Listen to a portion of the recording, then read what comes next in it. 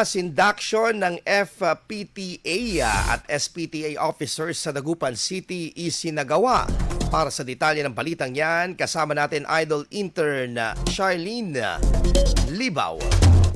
104.7 IFM. Report!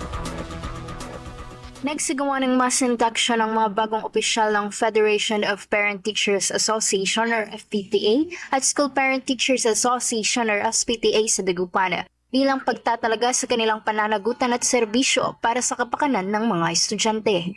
Binigyang diin ng inducting officer ang kahalagahan ng edukasyon bilang pangunahing prioridad ng pamahalaang lokal at suporta nito sa mga programa para sa kabataan.